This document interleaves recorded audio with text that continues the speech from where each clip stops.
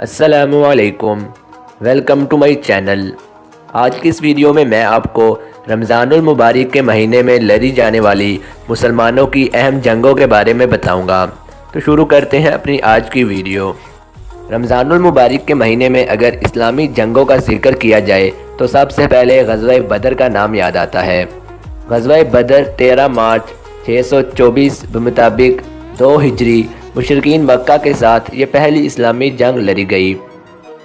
غزوہ خندق مارچ سن 627 بمطابق ذوالقعدہ 5 ہجری۔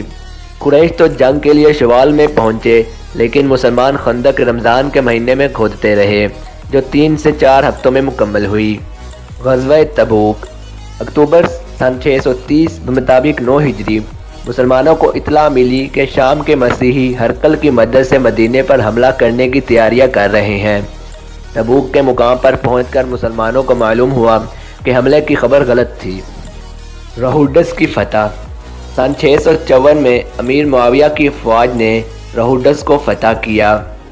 اندلس کی فتح سن 710 طارق بن زیاد نے بادشاہ راڈرک کو شکست دی۔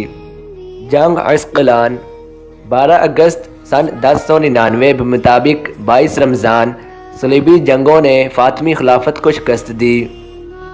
جنگ حطین 4 جولائی سن 1187 میں سلطان صلاح الدین ایوبی نے صلیبی افواج کو عبرتناک شکست دے کر یروشلم واپس مسلمانوں کی حکمرانی میں لے آیا۔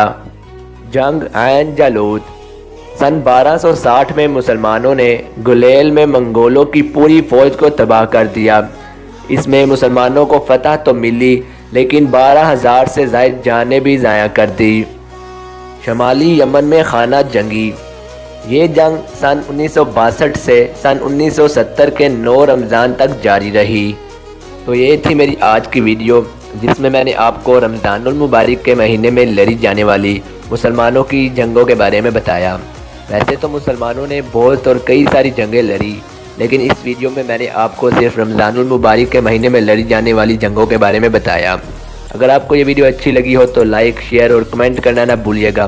مزید ایسی ویڈیوز کے لیے میرے چینل کو سبسکرائب کر لیں اور ساتھ لگے گھنٹی کے بٹن کو بھی پریس کر لیں، تاکہ آپ کو میری ہر ویڈیو کو نوٹیفیکیشن ٹائم پر مل سکے۔ مزید مجھے انسٹاگرام پر بھی فالو کریں، لنک ڈسکرپشن میں موجود ہے۔ Thanks for watching.